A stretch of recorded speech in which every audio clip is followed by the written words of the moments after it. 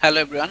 আজকে আমরা একটা বিষয় নিয়ে আলোচনা করব, সেটা হচ্ছে ওয়ার্ডপ্রেসে কিভাবে আপনি মাইগ্রেশন করবেন। মাইগ্রেশন বলতে আমি বোঝাতে চাচ্ছি আপনি কিভাবে একটা ওয়েবসাইটকে লোকাল সার্ভার থেকে আপনার হচ্ছে লাইভ সার্ভারে নিয়ে যাবেন। তো সেই প্রসেসটাই হচ্ছে আজকে এই ভিডিওতে আমি শেয়ার করব। তো চলেন আমরা হচ্ছে দেখা শুরু করি কিভাবে হচ্ছে এই কাজটা করা যায়। তো আপনাদের যদি আমি দেখাই, এখানে আপনারা দেখতে পাবেন যে একটা ওয়েবসাইট অলরেডি বিল্ড করা আছে। নিচে একটা ডিজাইন, এখানে আমি একটা টেমপ্লেট জাস্ট ইম্পোর্ট করছি। তো এখানে একটা ওয়েবসাইট তৈরি হয়ে গেছে। তো এই ওয়েবসাইটটাকেই হচ্ছে আমি এখানে যদি আসি, প্রজেক্ট অনেকগুলো পেজও আছে।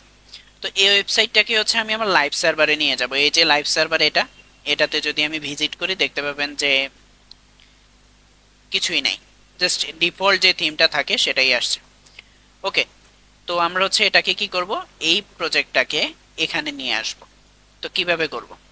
তো শুরুতে হচ্ছে আমি যেটা করেছি সেটা হচ্ছে আমার সি প্যানেলে বা হচ্ছে আমার যে ডোমেইন বা হোস্টিং আছে সেখানে আমি একটা সাব ডিরেক্টরি ক্রিয়েট করে নিয়েছি, বা হচ্ছে আপনারা চাইলে সাব ডোমেইনও ক্রিয়েট করে নিতে পারেন এবং সেখানে কি করবেন, সেখানে ওয়ার্ডপ্রেস ইনস্টল করে নেবেন। ওকে, করার পর কি হবে, করার পর আপনি এরকম একটা ড্যাশবোর্ড পাবেন, ওয়ার্ডপ্রেসে যেভাবে ড্যাশবোর্ড আসে ওই রকম।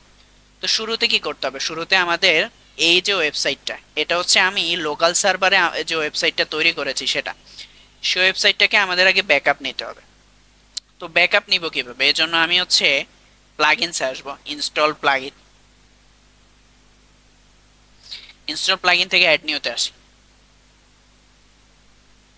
অ্যাড নিউ থেকে আপনি লিখবেন ডব্লিউপি ভিভিট, এটা লিখলেই আশা করি চলে আসবে, দেখি তবু। এই যে প্রথম যেটা মাইগ্রেশন ব্যাকআপ স্টেজিং, এটা ইনস্টল করবেন।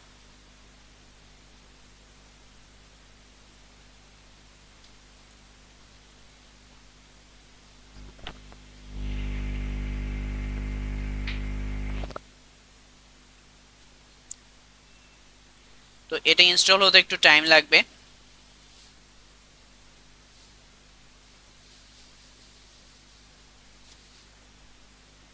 ওকে, ইনস্টল হয়ে গেছে, এবার আমরা অ্যাক্টিভেট করে নিব।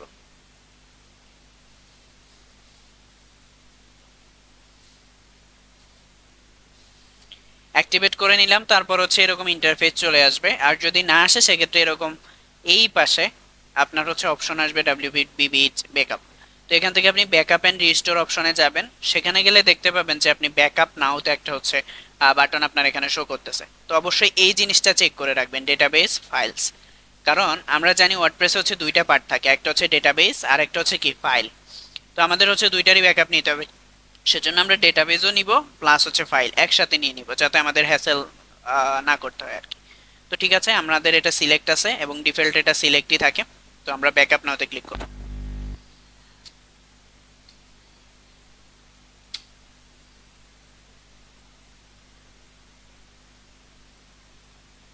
তো এটা আপনার সাইটের সাইজ অনুযায়ী টাইমটা নিতে পারে, যে আপনার 5 সেকেন্ড 10 সেকেন্ড, অনেক সময় হচ্ছে 5 থেকে 10 মিনিটও নিতে পারে।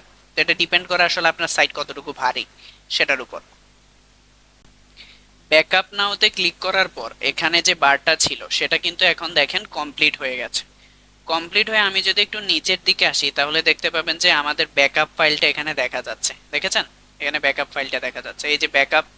এখানে দুইটা হচ্ছে ট্যাব আছে, একটা হচ্ছে ব্যাকআপ আর একটা হচ্ছে আপলোড। আপলোডের বিষয়টা আমরা পরবর্তীতেই দেখব, বাট এখন ব্যাকআপ নিয়েছি এজন্য এখানে ব্যাকআপে এই ফাইলটা শো করতেছে। তবে একটা বিষয় এখানে মাথায় রাখতে হবে, সেটা হচ্ছে আমাদের ব্যাকআপ হিসেবে শুধুমাত্র একটা ফাইল আসতে নাও পারে, আমাদের মাল্টিপল ফাইল আসতে পারে। এই যে আমরা প্লাগইনটা ইউজ করতেছি ডাব্লিউপি বিবিট, এটা কি করে, যখন হচ্ছে ওয়েবসাইটের সাইজটা বেশি বড় হয়ে যায় সেক্ষেত্রে সে ভাগ ভাগ করে হচ্ছে কি করে আপনার এটাকে ব্যাকআপ হিসেবে নেয় আর কি, একসাথে নেয় না। তো সেক্ষেত্রে আপনাদের যদি 5টা ফাইল হয়, 5টা ফাইলই হচ্ছে এখানে একটা ওয়েবসাইটে ব্যাকআপ হিসেবে কাজ করবে। আশা করি বুঝতে পারছেন বিষয়টা। তো এটা হচ্ছে আসলো, আসার পর আপনি কি করবেন, জাস্ট ডাউনলোডে ক্লিক করে ডাউনলোড করবেন। তো এখানে হচ্ছে ডাউনলোডের জন্য ইনফরমেশন হচ্ছে ঠিক হচ্ছে, দেন হচ্ছে আমরা এখানে ডাউনলোডে ক্লিক করলে এটা ডাউনলোড হতে থাকবে, একটু টাইম নেবে।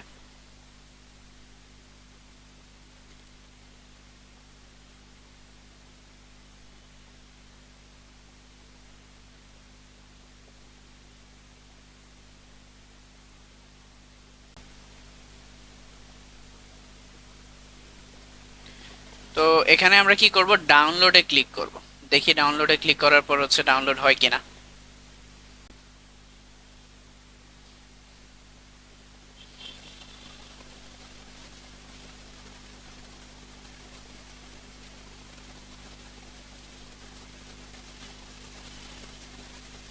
অনেক লোডিং নিচ্ছে। তো এটা হচ্ছে নেটওয়ার্ক ইস্যুর কারণে হতে পারে বা বিভিন্ন কারণে হতে পারে। তো এখন দেখেন এটা কিন্তু ডাউনলোড হওয়া শুরু হয়ে গেছে, অলরেডি একটা ডাউনলোড হয়ে গেছে যেটার নোটিফিকেশন আসলে দেখা যায়নি। আচ্ছা ঠিক আছে, আমাদের ডাউনলোড দুইবারই হয়েছে। ওকে এনাফ।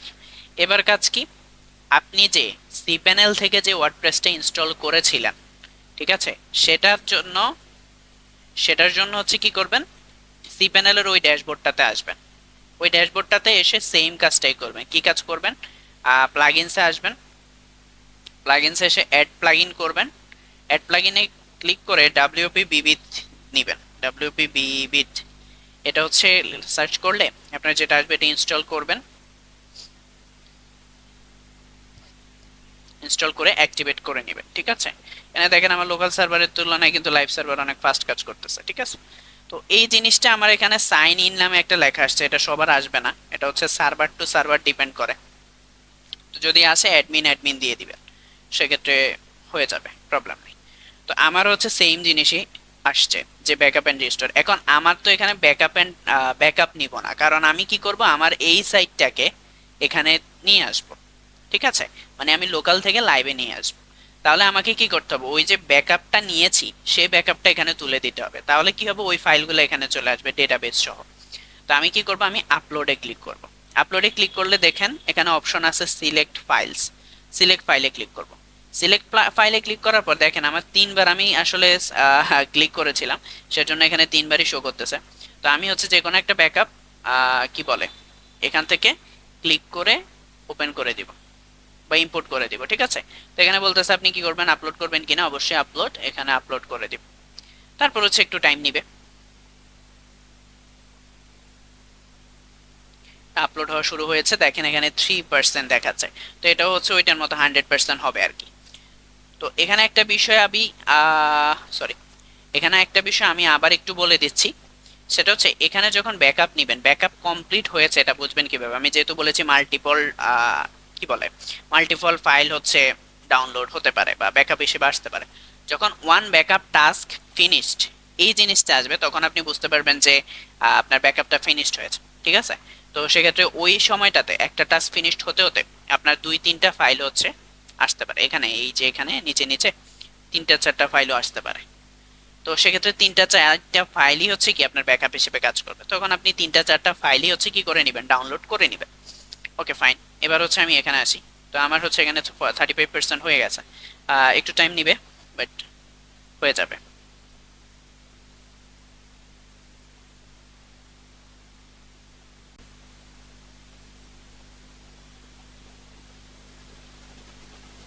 সেভেন্টি 71 এভাবে হচ্ছে।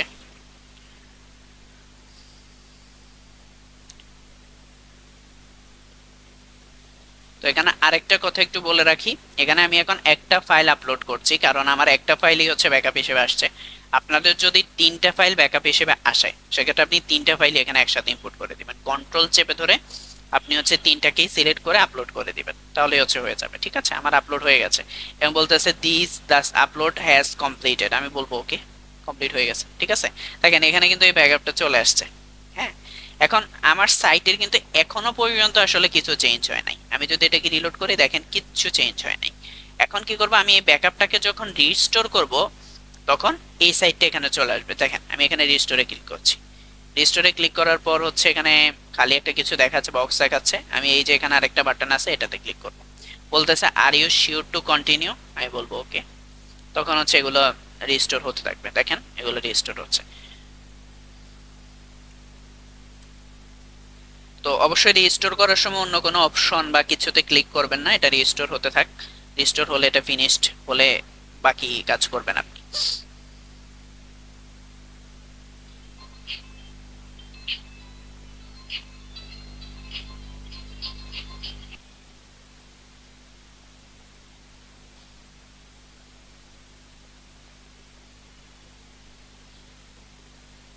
83% কমপ্লিট হয়েছে।